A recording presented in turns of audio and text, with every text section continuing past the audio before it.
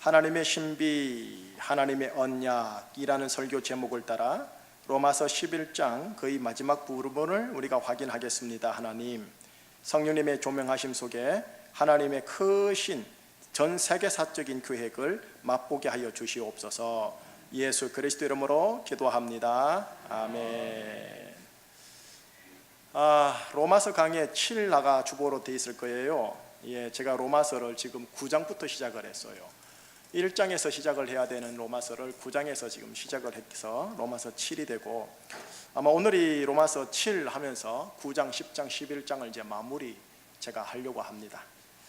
자, 여러분, 로마서가 크게 두 부분으로 되어 있어요.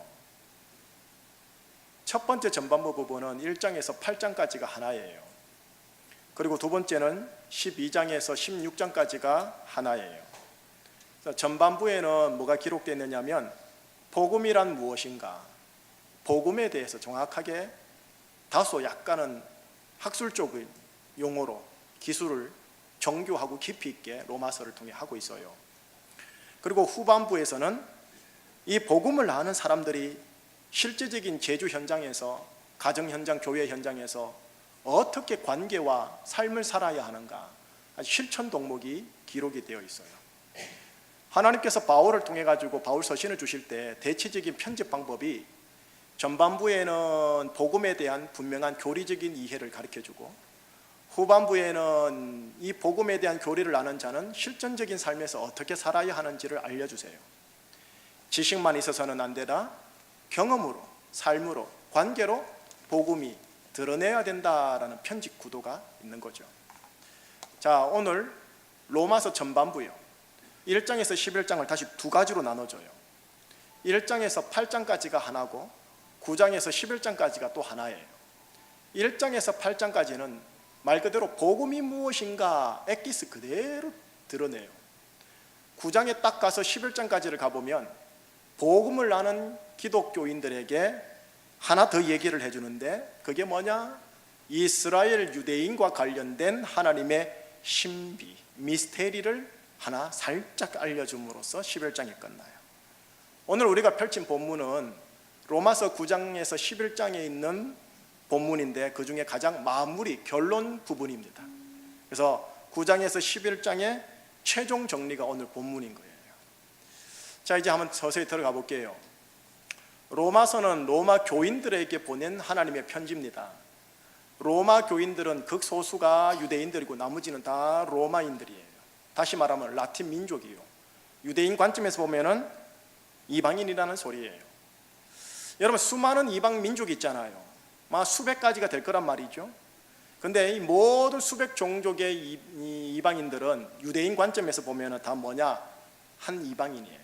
다 그냥 이방인이라는 거예요. 그 중에 로마인요, 로마서를 받은 로마인은 라틴 종족입니다. 모든 민족과 종족의 그 당대의 대표, 샘플되는 종족입니다. 이방 민족의 대표되는 라틴 민족에게 로마서를 전달했단 말은 무슨 말이냐면 모든 이방 민족들에게 전달되는 서신임을 상징하는 표현입니다. 자, 우리 대한민국 무슨 민족입니까? 무슨 민족이라 불러요? 한민족이나 배달결의 민족이라 하죠. 유대인의 관점에서 보면 뭐란 말이에요? 이방인이라는 소리. 1세기 당대 때 수많은 이방 종족들이 있는데 그 중에 대표가 라틴 종족 로마, 그리고 로마 교회에 보낸 편지. 이거는 무슨 의미? 모든 이방 종족들에게 이방 종족의 교회에 보낸 편지의 상징적인 모습이라는 거예요. 1장에서 8장을 통해 복음을 아는 모든 이방 민족들에게 9장, 10장, 11장, 석장을 통해서요, 모든 수백 종족 가운데 유일하게 유대 민족으로 구성된 이스라엘과 관련된 하나님의 미스테리, 하나님의 신비를 살짝 알려줘요. 그러면서 하나님의 그 신비가 뭐냐, 한 구절로 최종 정리를 오늘 본문에서 했는데 그게 25절이에요. 25절을 보면 9장, 10장, 11장의 한 문장으로 기록이 되어 있어요. 같이 읽어봅니다.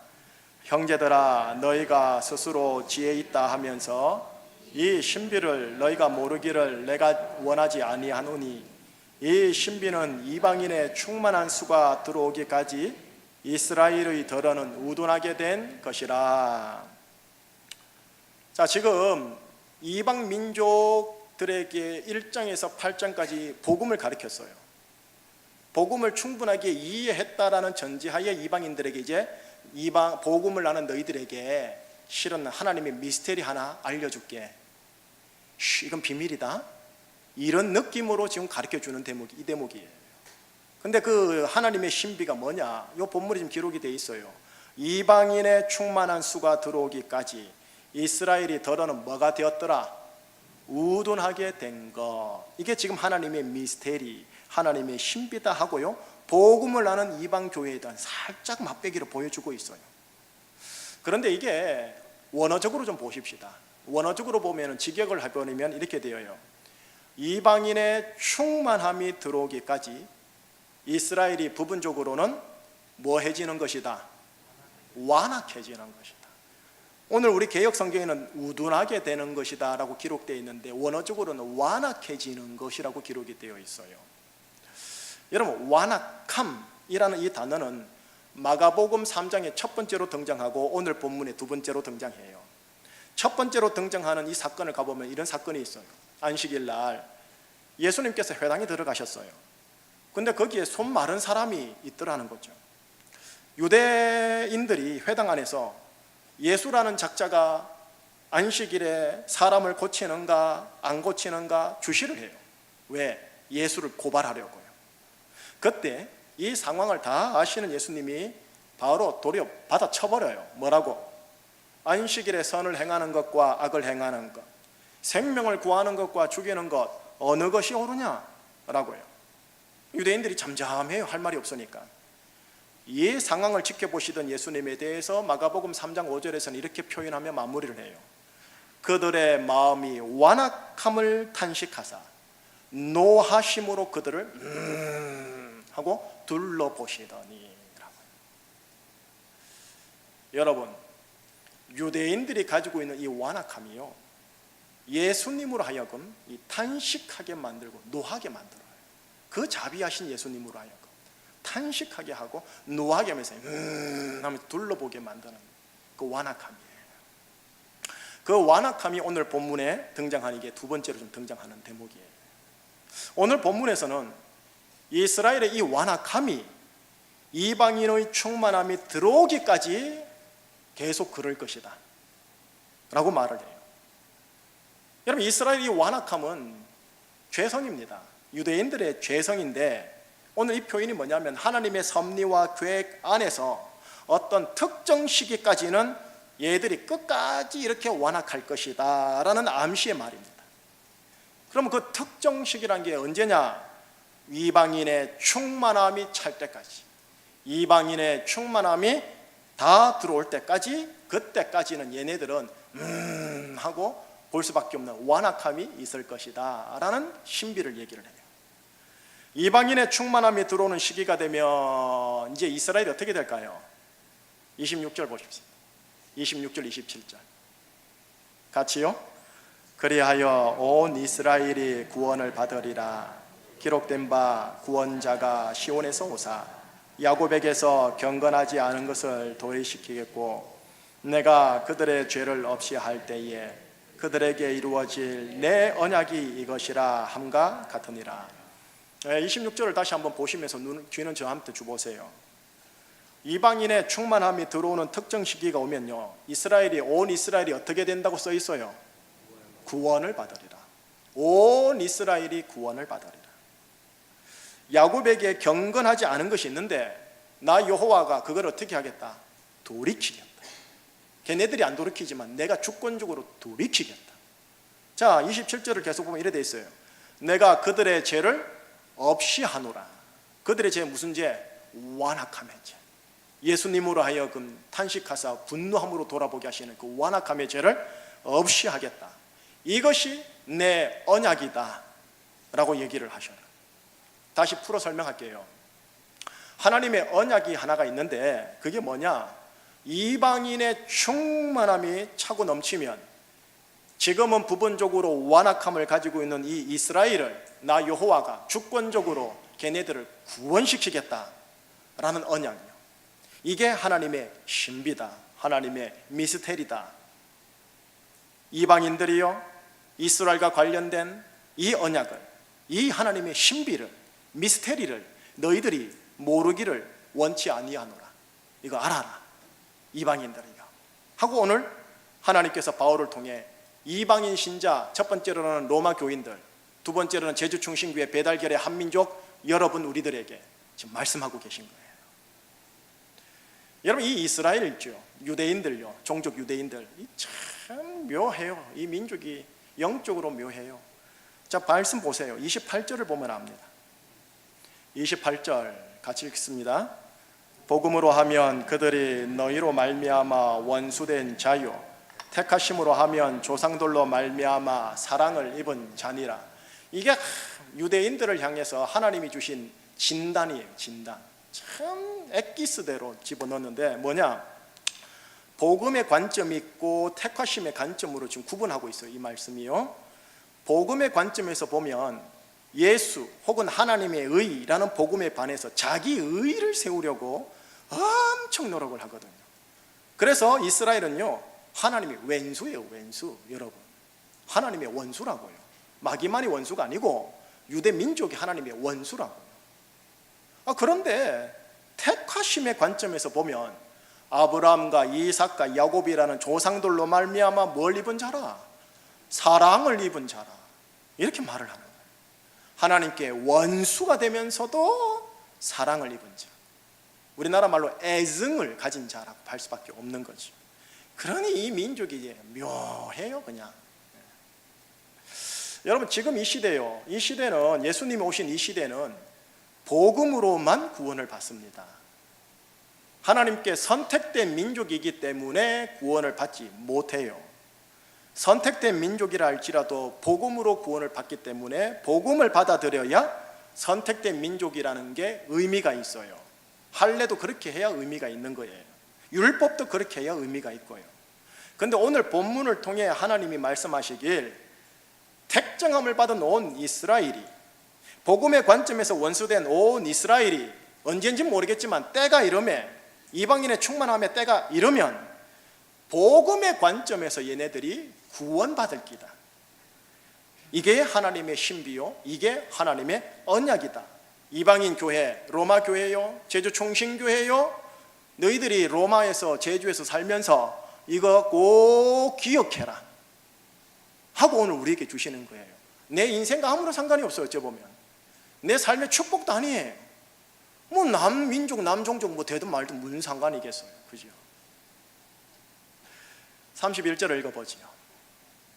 31절 시작. 이와 같이 이 사람들이 순종하지 아니하니 이는 너희에게 베푸시는 긍휼로 이제 그들도 긍휼을 얻게 하려 하심이라. 너희에게 베푸시는 긍휼, 너희가 누굽니까? 로마서를 받는 로마 교인들. 그들이 누굽니까? 유대인들. 이방인에게 베푸는 긍휼로 유대인들도 긍휼을 얻게 하려 하심이라 합니다. 이 긍휼로 이방인들도 하나님의 아들들이 되고 이 긍휼로 유대인들도 하나님의 아들이 됩니다. 이니 이방인이나 유대인이나 모두 다 하나님의 긍휼로만 하나님의 한 권속, 한 가족이 될 수 있습니다. 하나님의 긍휼. 자, 오늘 본문이 여기까지예요. 오늘 본문이요. 자, 오늘 본문의 의미를 이제 드리고 마무리할게요. 졸음이 오시면 좀 졸아도 괜찮아요. 저보기가 머쓱해서 이렇게 참으시는데 괜찮아요. 여러분, 예전에 제가 예화를 살짝 드린 적이 있는 예화인데, 유대인들이 산수를 배울 때, 초등학교나 유치원 때 산수를 배울 때 이 더하기를 안 쓴다고 했어요. 더하기 대신에 뭘 쓰냐면은 밑에를 떼고 위에만 이렇게 써요. 왜냐하면 유대인 어린이가 십자가를 그리지 않도록 하기 위해서예요. 두 번째로, 예전에 이스라엘과 이 팔레스타인 분쟁으로 인해서 이 나라의 앰뷸런스가 부족한 때가 있었어요. 그래서 국제 적십자에서 앰뷸런스를 지원하기로 했는데 세상에 이 이스라엘이 거절을 했어요. 거절한 이유가 뭐냐? 엠블란스에 그려져 있는 십자가 때문에 거절을 했어요. 세 번째, 여러분 이스라엘 잡지에 종종 이 랍비들의 광고가 자주 실려요. 이 랍비들 하면 누구냐면은 하시딤, 하레딤입니다. 하레딤. 나중에 유대인들 보면 이 검은 모자 쓰시고 수염 이렇게 기르시고 그 흰 양복이나 검은 옷 입은 거 보셨어요? 예, 걔네들이 하레디예요. 하레딤이라고 하거든요. 하시딤에서 바리새인이 나와요. 바리새인과 하시딤에서 하레딤이 나와요. 극보수 정통 유대교파예요. 오로지 율법이에요. 어쨌든 이분들이 랍비들인데 랍비들이 잡지에 광고를 종종 싣는데 랍비들의 광고 중에 이런 표현을 종종 써요. 예수 믿지 말고 선교사 조심해라. 여러분들 이스라엘에 애들 보내고 우리 인터컵에서도 보고 가지고 그러죠. 하레디 만나면 큰일 나요. 하레디를 잘못 만나면 안 되고 어설프게 덤벼들었다가는 돌에 맞아 죽어요. 이방인들도 개 돼지보다 못하게 보기 때문에. 제가 조금 이따 더 말을 할게요. 이런 글이 쓸려 있어요. 광고 문구에. 지난 1900년 동안 예수에게 빼앗긴 유대인 동족보다 최근 19년 동안 빼앗긴 숫자가 너무 많다. 그러니 선교사 조심하고 예수 믿지 마라 하고 광고를 실어요. 수십억을 들어가죠. 수백억을 들어가죠. 수십백억까지는 아니겠네요. 여러분 과연 그렇게 많이 빼앗겼을까요? 유대인들이 기독교인이 많이 됐을까요? 그래서 제가 궁금해가지고 통계까지 확인했다니까요. 그 통계를 확인해 보니까 2015년요, 재작년이죠. 전 세계 유대인의 인구수가 보니까 1420만 명으로 기록이 되어 있어요. 이제 여기서 오차가 좀 맺겠죠. 1400만 명 잡고 거주 국가별로 보니까 이스라엘이 1위예요. 이스라엘은 600만 명이 살아요. 610만 명이 산다고 기록되어 있고 어떤 데는 750만 명 되어 있는데 제가 가지고 있는 유대인들이 만들어낸 통계청에 근거하면 610만 명으로 기록이 되어 있어요.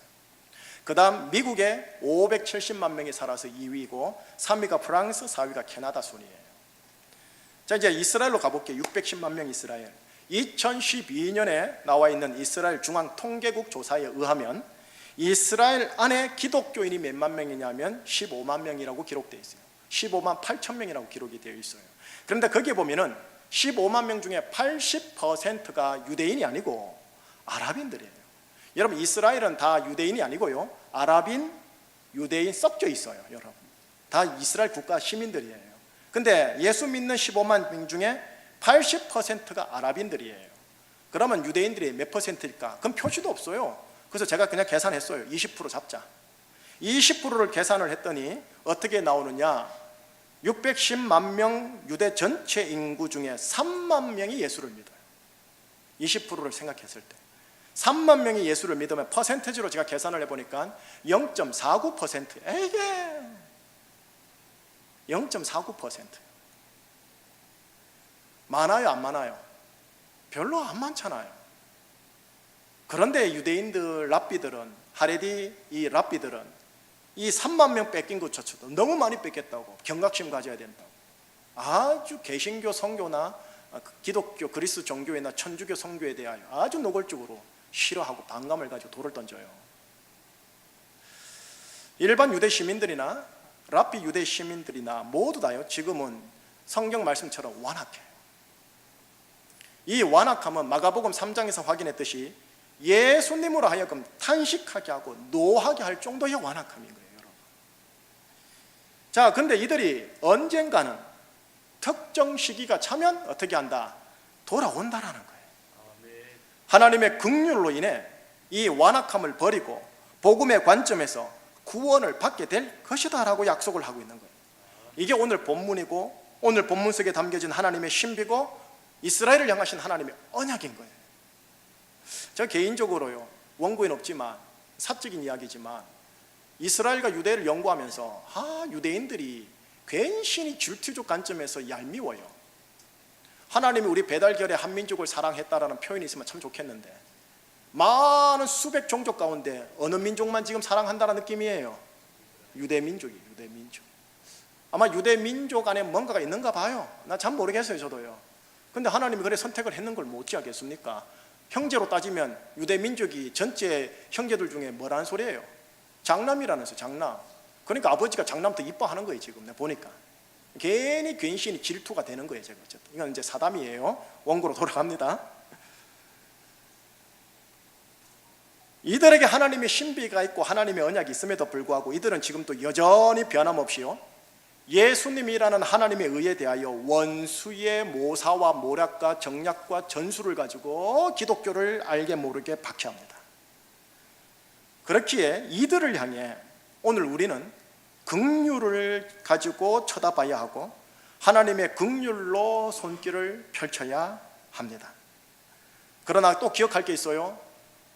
얘네들한테는 원수의 완악함이 있는 자라는 거 절대 잊으시면 안 됩니다. 유대인 전도 사역은 하나님의 긍휼을 동기로 하여 그들의 완악함에 속아 넘어가지 아니할 정도로 정말로 정치 모사적으로 지혜로워야 돼요. 그냥 순전한 마음으로 갔다간 덤탱이 당해요. 그게 유대인들이에요. 더불어 우리가 유대인들을 만나 접촉하고 그들에게 직간접적인 복음 전파 사역을 하기 전에 우선 우리들이 유대인을 알고 유대인의 역사를 공부해야 되고, 그리고 왜 유대인들이 십자가를 그렇게 미워하는지, 예수를 왜 그렇게 미워하는지를 우리가 알아야 돼요. 여러분, 그냥 어설프게 예수님 당신을 사랑해요 했다가 두들겨 맞아요. 그리고 이들에게 하나님의 긍휼이 계속해서 흘러가도록 지금 현재 이 자리에서 유대인들을 위하여 이방인들이 중보 기도를 해야 돼요. 지금 이스라엘의 유대인들 중에 예수 믿는 자가 0.49%, 1%, 5%, 10% 점점 늘어가도록 기도해야 돼요. 여러분, 0.49%의 기독인들 자신의 신앙을 유대 사회 조직에서, 공동체에서 공개하지를 못해요. 드러내면 어떻게 되느냐? 유대 사회에서 불이익을 당해요. 그리고 왕따를 당해요. 직장도 못 나가요. 제주에서 예수 믿는 거하고는 더 어려운 거예요. 더 어려운 거예요. 제주보다도 더 어려운 거예요. 신앙 하나 지키기 쉽지 않은 곳에서 사도 바울 같은 전도적인 강한 신앙을 가지기가 인간의 힘으로는 불가능해요. 제가 보기에. 다시 말하면 사도행전에 재현이 일어나지 아니하면 안 된다는 거예요. 성령의 기름 부음이나 성령님의 충만함이나 사도행전적인 임재하심이 유대 교회에 임하지 않고서는 힘들어요. 그리고 이방 민족이 전파해봐야 걔네들 잘 안 먹혀요. 유대인은 유대인이 전도해야 먹히게 돼 있어요. 그러니 유대 교회를 빌드업하는 일에 이방 교회가 도와줘야 돼요. 이를 위해 로마 교회 같은 이방 교회들이 이 이스라엘에 관심을 가져주고 중보 기도해달라. 이게 오늘 본문인 거예요. 그리고 이방 교회가 이스라엘을 위해 이런 중보 기도를 정말로 해야 한다면 먼저 이방 교회 중보 기도자들이 성령의 기름 부음, 성령의 충만함, 성령의 임재하심을 가지고 있어야 한다는 게 실은 전제예요. 어설프게 기도했다가는 됨탱이 당한다고요. 어설프게 긍휼 사역했다가는 오히려 손해봐요. 결론 지을게요. 하나님은 로마서 1장에서 8장을 통해 이방인 로마 교회가 복음을 아주 정확하게 알고 있길 바라고 있습니다. 복음을 우선 지식 차원에서 제대로 알고 이해하고 정교하게 세워놓아야 합니다. 여러분, 제가 하나씩 붙잡고 여러분들에게 복음이란 뭡니까? 라고 물어보면 제대로 대답할 사람 누가 있겠습니까? 한국교회 복음 하는데 복음에 대해서 설명해보라면 3분 스피치 못한다니까요. 대단히 어설퍼요. 부실공사예요. 가만히 보면 하나님 나라 복음도 모르고 십자가 구속의 복음도 잘 몰라요. 많이 가르쳐줬는데도 또 뭐지? 이래요. 지식 차원에서 우리가 율법을 가지고 있는 하레디 사람과 만나면 택도 없어요. 신천지도 못 이기잖아요. 동시에 이 복음을 지식 차원에서만이 아니고 성령의 능력으로 실도 경험해야 돼요. 성령의 능력으로 경험을 해서 온 몸으로 피부로 복음을 경험해야 복음이 없는 반복음적인 사회에 들어가서 뱀처럼 지혜롭게 복음을 전할 수 있어요. 자, 그리고 나서 9장에서 11장을 통해 이방인 교회들이 이스라엘 유대인을 향한 하나님의 신비를 알고 있어라 라고 지금 요청하는 거예요.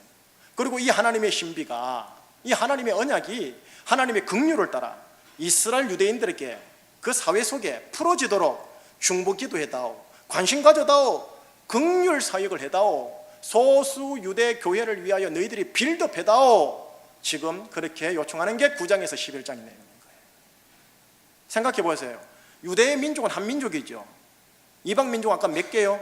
수백 종족이라니까요. 수백 종족이 한 민족을 놓고 타겟을 놓고 기도한다 생각해 봐요. 그 말은 무슨 말이냐? 이 곳이 선교하기가, 공략하기가 영적으로 쉽지 않다라는 거예요. 엄청나게 힘든 곳이라는 것이. 그러니 여기가 뚫어지면 뭐 사단의 회가 뚫어진 것 같은 거지요. 그러니 모든 이방 종족들에게 로마서를 받아내면서 이스라엘 한 종족을 위해서 집중적으로 기도하라고 로마서 9장에서 11장을 통해서 모든 이방 교회들에게 말씀하고 있는 거예요. 배달결에 중요한 줄 알아요. 다른 종족 중요한 줄 알아요. 모든 이방 종족들에게 준 로마서는 유대 민족 한 민족을 위해 집중적으로 기도하고 하나님의 신비와 언약을 알고 이해하며 접근해라 라고 하는 거예요. 지금 제주총신교회 우리 교회가 이 요청을 듣고 있는 거예요. 하오니 우리 제주총신교회가 두 나라를 품어야 돼요. 하나는 조국 대한민국이에요. 조국 대한민국 하면 북한까지 포함이에요. 남한과 북한 전부 다예요. 또한 한 민족이 있다면 이스라엘 유대인이에요. 이 두 민족을 위하여 기도하고 관심 갖고 힘써야 되는 거고요. 그리고 정말 이를 성공하기 위해서는 로마서에 기록되어 있는 복음서의 복음 내용을 누구라도 지식적으로 정교하게 이해하고 정리되어 있어야 하며 동시에 성령의 능력으로 이 복음을 경험해야 돼요. 복음도 한 번 경험하면 안 돼요. 계속적으로 재현되어지며 깊어져야 되고 통합적이어야 돼요. 여러분 로마서 1장에서 8장에 있는 복음의 내용을 제가 딱 때가 되면 제가 주일 오전부터 이제 시리즈로 설교할 거예요. 보통 목사님들이 새로 부임을 하게 되면 로마서를 가지고 시작하거나 에베소를 가지고 시작해요. 로마서는 복음, 에베소는 교회거든요. 저는 그렇게 하지 않고 지금 주제 형식으로 나가고 있거든요. 우리 교회가 딱 로마서가 이제 풀어져야 할 때다라고 느껴져야 제가 로마서를 풀어야 될 것 같아요. 근데 조만간에 풀 것 같아요. 여러분 로마서 1장에서 8장의 복음의 내용이 아주 간단하게 얘기할게요. 예수 그리스도의 성령으로 말미암아 값없이 은혜로 하나님의 의롭다 되었다라는 거. 내가 의롭다 하심을 얻었다라는 거. 그렇게 의롭다함을 받은 모든 자들은 죄에 대하여 죽었으며 하나님에 대하여 산 자라는 것. 하나님에 대하여 산 자이지만 내 안에 육신이 살아있어 여전히 육신에 거하고 육에 거하는 현실이 있음을 인정할 수밖에 없다라는 것. 그렇게 우리는 매 순간마다 육의 생각을 따르지 않고 하나님의 영으로 인도함을 받는 자여야 한다라는 것. 이게 로마서 3장에서 8장까지의 내용을 엑기스로 만들어낸 거예요. 이걸 지식적으로 아는 것만이 아니라 이거를 경험을 해야 돼요. 목사도 장로도 집사도 권사도 모태신자도 이 복음을 경험하고 우리 유아유치부, 아동부, 중고등부, 청년부까지 다 이거를 경험해야 돼요. 이 로마서의 복음의 내용을 지식적으로 성령적으로 이해하고 경험해야 된다고요. 이거 놓고 여러분들이 기도해 줘야 돼요. 이게 돼야 이스라엘을 놓고 기도할 수 있어요.